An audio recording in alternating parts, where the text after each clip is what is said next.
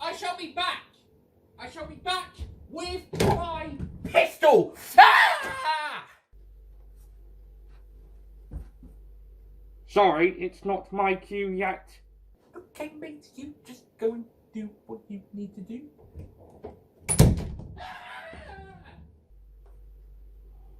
Humans are strange. I do believe it's time to read some tales of horror, scares, and grotesquity. That's a book about my adventures during the Time War with my war incarnation. So it is. It's a good book. My mistake. Let us instead watch Mr. Nicholas Payne's review of The Haunting of Villa Diodati. Ooh, I heard it's his birthday today. Ooh, interesting.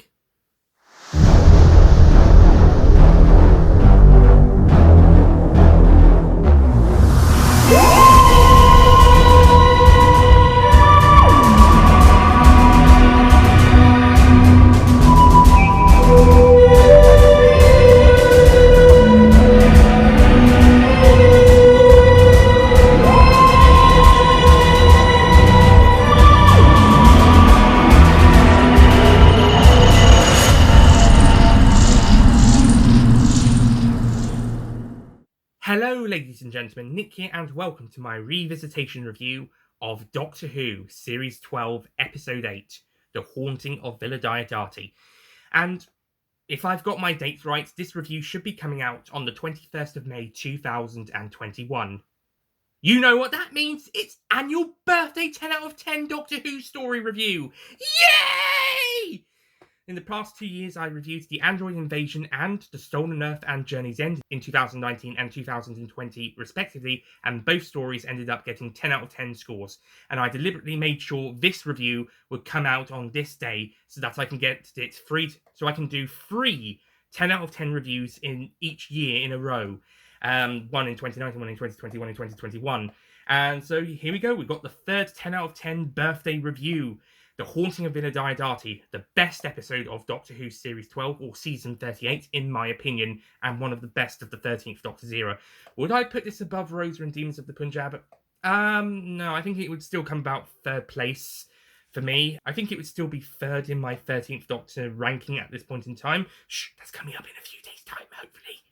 But it's still the best episode of Series 12.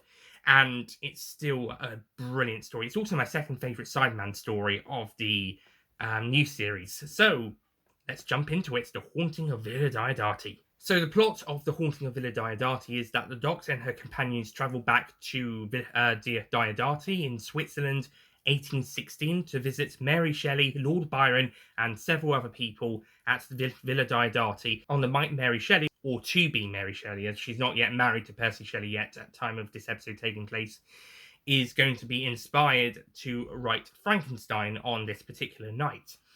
However, when the TARDIS team gets there, they find that things aren't quite what they expect. They don't expect a whole bunch of poets and storytellers of the time and great minds telling stories of ghosts and horror, but instead just partying around and having a bit of fun, as people, especially young people, did at the time, probably. So the Doctor and her companions are a bit confused about what's going on, but soon some ghostly and mysterious things start happening. As the title suggests, the villa might be haunted. There is some sort of mysterious presence around. There seems to be a ghost happening, some ghostly things happening, and some pieces of a skeleton Lord Byron brought with him have started to be reanimated and come to life. There's also a mysterious maid and little girl popping up around the place, and a mysterious figure on the top of the lake being made visible as they seem to be approaching the villa. So the first half of this episode is a fantastic, scary Doctor Who story, as the characters, including the supporting characters, which includes Mary Shelley, or to be Mary Shelley, as she's not yet married yet, Lord Byron, Dr. Polidori, Claire Claymont, and the valet, Fletcher, who apparently doesn't die in 1816. He dies about 1839, I think. But in this story, he does die, and more on that later. And also the maid, Elise, I believe her name is. And we've got some great stuff with the Doctor and those characters. Well, maybe not so much with Fletcher and Elise, but certainly with the main historical characters of the story. We just get some fun with them to begin with, and then the spooky goings on happening. Places in the house start moving, so it becomes a bit of a maze and a puzzle, and the Lord Byron skeleton starts to come to life. Well, the hands come to life and are animated. The skull is also a little bit animated as well in places, not animated as in cartoons or CGI or anything. I just mean, well, it's probably CGI for the effects, but I mean, in the story, it's come to life by this mysterious force, and as mentioned, there seems to be some ghostly appearances. Something is going on in Villa Diodati, and it is quite a creepy episode as the house seems to be toying with everyone inside and giving them a bit of a fright. If this was a two-part classic series story, this is a fantastic first half to set the stage before we go a more sci-fi approach in the second half. And it is fantastic in doing that. It's such a great start to the story, and all of the supporting characters are great. Lord Byron is really fun, and the actor is a fantastic in the role. Mary Shelley, fantastic. Claire Claymont, fantastic. Dr. Polidori, he's fantastic. I was worried on the first hearing that when he challenges Ryan to a duel and he was going to go off and get the gun, I was thinking, oh no, this isn't going to be a good thing. Luckily, a reanimated skeleton hand scaring Dr. Polidori and everyone else in the room manages to put my mind at ease. Yeah, something horror puts my mind at ease. It's actually Polidori who actually comes up with the answer to solving the situation because he isn't able to sleep very well. So when he does get to go to sleep, he sleepwalks, and he unknowingly is able to provide some answers to the Doctor and companions and everybody else, or at least some questions first, then the answers. And they soon reveal, like, the house is playing with our minds, not playing with our minds, it's having some illusions to trick us into thinking that we're trapped in one or two spaces, when in actual fact we're here and there. Although, that being said, it does prevent them from leaving the actual house, which provides a pretty good bit with the Doctor knocking her head against what would basically be a wall out after she went through the doors, the doors going outside. Great stuff. And also, they start to realize that there seems to be some sort of time traveler coming back through time, which is what seems to be causing the weather outside to be very wet and very problematic, at least around around Villa Diodati anyway. And when we get to the halfway mark, we start to get some answers. As it turns out, the time traveler, who was this mysterious figure that first Percy Shelley, saw a few days earlier, and later Elise, and then the other main characters would see in the story of the events of this episode. And it turns out that this mysterious traveler is none other than Ashad, aka the Lone Cyberman. Now, whilst I really enjoyed the scary horror stuff that was going on in the first half of the episode, the fact that it turns into a bit more of a scary sci-fi story set in the past, I forgot to mention, this is also a historical story, scary historical horror, and then it becomes a scary historical horror sci-fi adventure. In fact, Ashad as a design is right out of a horror film. As he's only a partially converted Cyberman, or at least part of him has been damaged in battle, and we see a lot of the humanoid side of him. Heck, he's still one of the more human Cybermen left, because there's still some emotions and humanness in him, as we'll see in the episodes, as we'll see going forward. But yeah, this is a great design of Ashad. It adds the scariness that we see parts of the human beneath the suit, and that he still has a little bit of humanity still left in there, but it's all to be a part of the cyber cause. And the direction we go in the second half is also fantastic. I did prefer the first half, but this second half also works really well, with Ashad looking for this thing called the Cyberium, which would help the Cybermen win the cyber wars in the far future, as we'll see in the next two episodes. More on that next time. But it's just a great story seeing Ashad coming looking for this thing. Percy Shelley, Mary Shelley's to-be husband, is the one that found this thing, and then when he found it, absorbed itself into him and took him as its host, and now he is the guardian of this thing. It also means that he comes back to the house as a ghost, and he's the explanation of some of the mysterious occurrences, with the Siberian being the one to with Shelley's mental brain was able to move the places around the house in order to prevent Ashad from arriving. And Percy has some scribblings in to help provide some coordinates for the where to go in the future, where this thing came from, and where Ashad came from. This is the thing that Captain Jack warns the companions to not let the Lone Cyberman have, as the Lone Cyberman comes looking for Shelley and the Siberian. The Doctor then has a big choice in whether to let Shelley die and take the Siberian himself, or let Shelley live and have the Lone Cyberman take the Siberium, as well as whether to let Ashad burn millions of humans and destroy the human race in 1816 or in the far future. So we do have a bit of a moral decision with the Doctor in the story. It's very difficult to decide what to do here, as the Doctor has to try and get the Siberium out of Percy Shelley, but not let Ashad have it initially. And I can understand people not liking the fact that she gives Ashad the Siberium at the end, but in all honesty, it was a very difficult choice, and if Ashad was threatening to destroy the human race in 1816, it would destroy time. We wouldn't exist if that happened.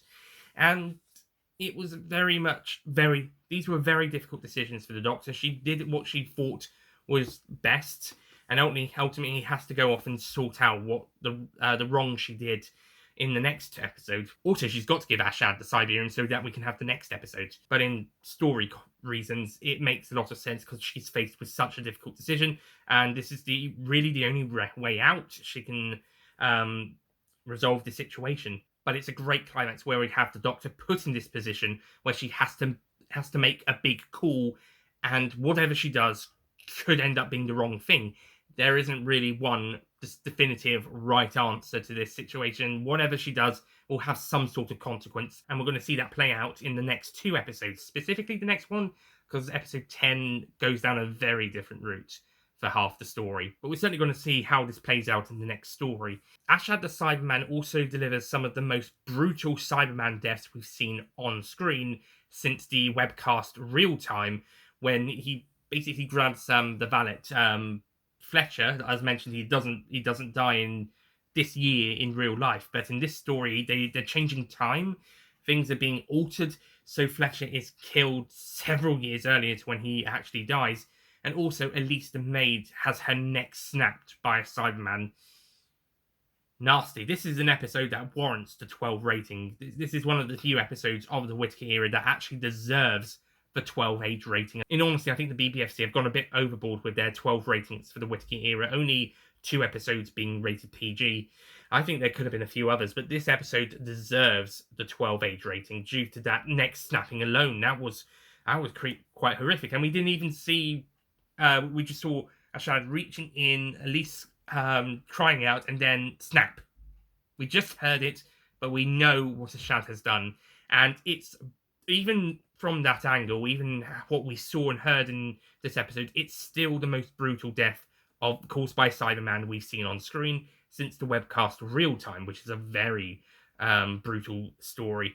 And that's just on screen, by the way. Expanded media will have much more nasty deaths caused by Cyberman or other in them, but this one is definitely the most brutal Cyberman death on screen since Real Time. And if we discount Real Time, it's probably the most brutal Cyberman death, arguably. And like with World Nothing Time and the Doctor Falls, this story is bringing back the strength of the Cybermen. It shows them as a strong, unmovable force. It's bringing back the strength to them. I also like the Doctor's confrontation with Ashad. Well, she does act a lot like, well, herself, the 13th Doctor. The personality of that character is definitely there to be seen.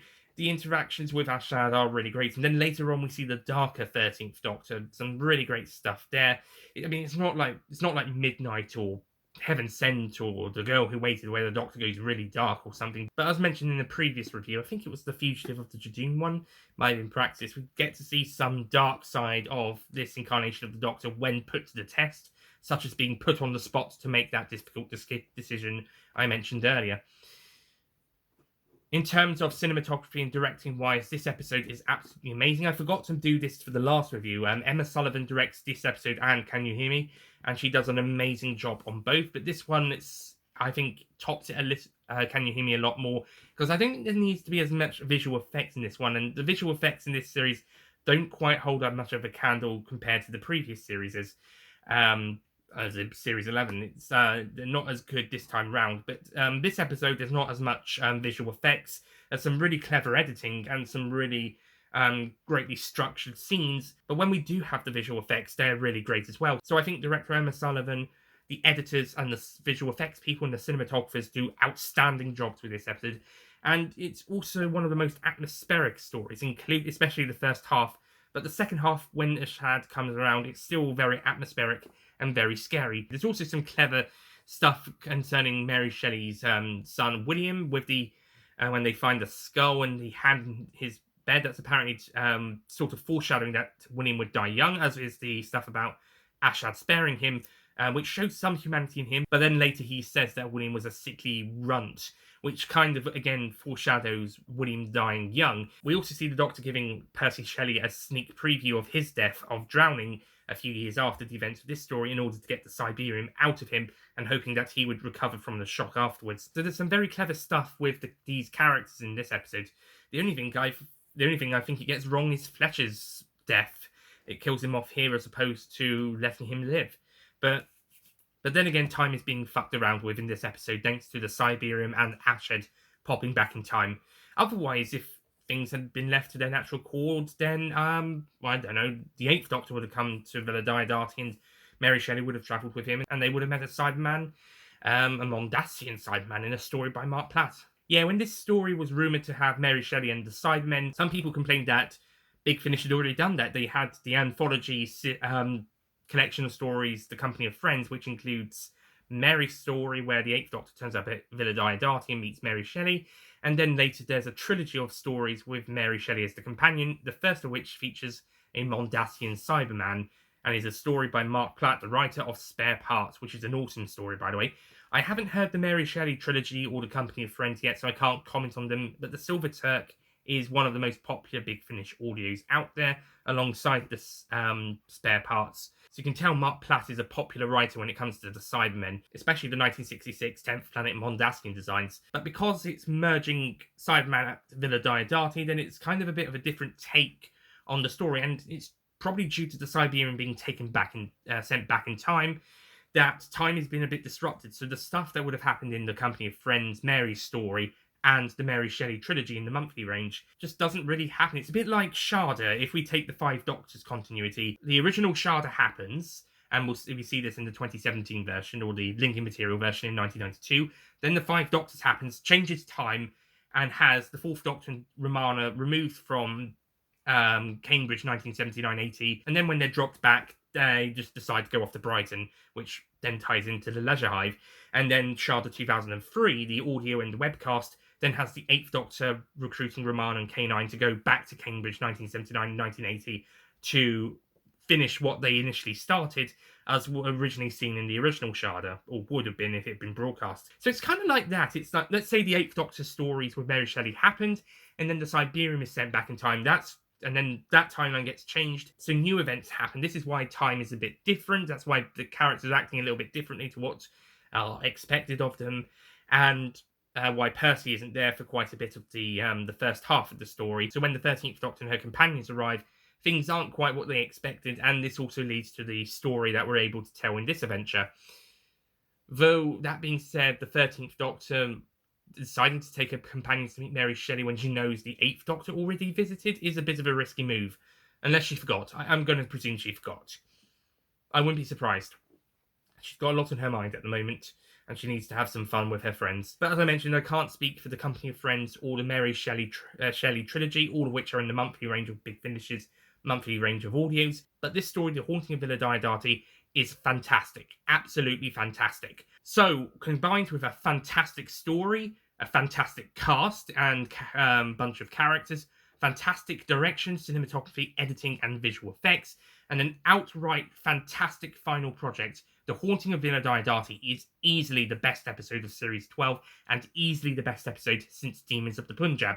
So making that one of the best episodes of the Jodie Whittaker era, full stop, and one of the best Cyberman episodes. And I count this as a Cyberman story, even though he doesn't really turn up till halfway through. Then again, the Daleks didn't really turn up until halfway through Army of Ghost Doomsday, or Battle with Passing Ways, and those are still Dalek stories. So yeah, this is a fantastic Cyberman story. I still prefer World Enough in Time and The Doctor Falls to this one, but I think this is probably my second favourite of the new series Cybermen stories, and it's up there as one of my top 6 Cyberman stories of all time, and it's just a fantastic episode. I will be giving this story an easy 10 out of 10.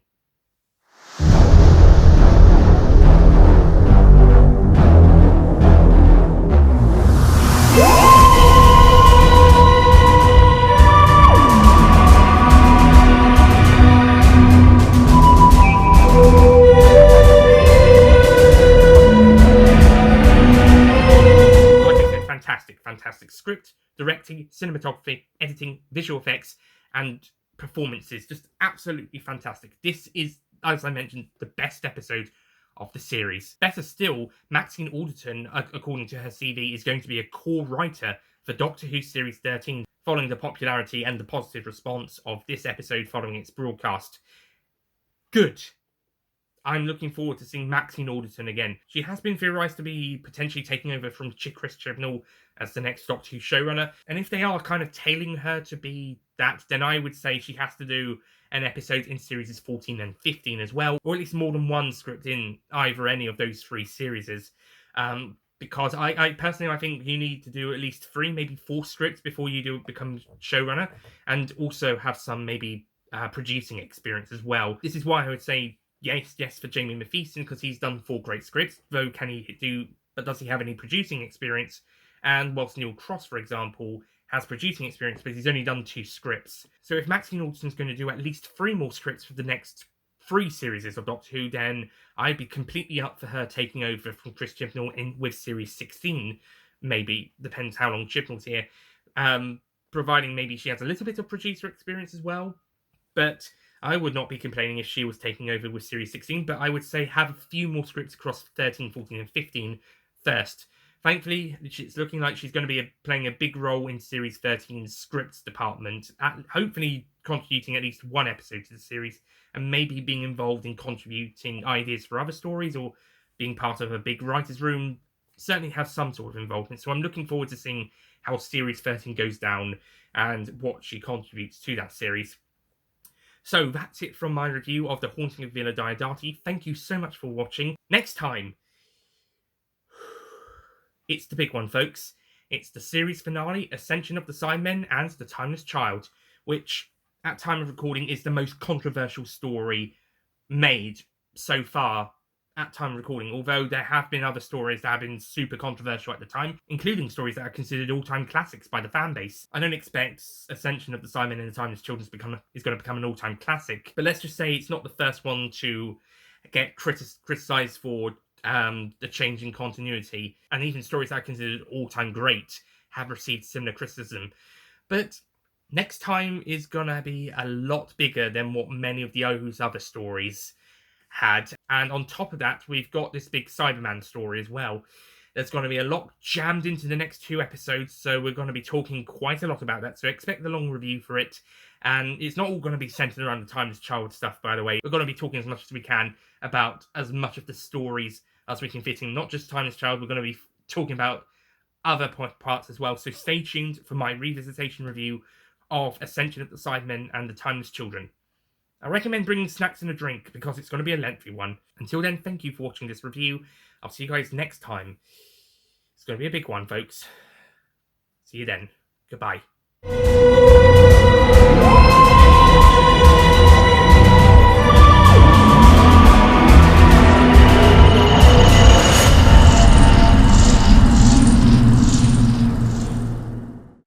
Don't forget to click below to subscribe to the Nicholas Payne YouTube channel.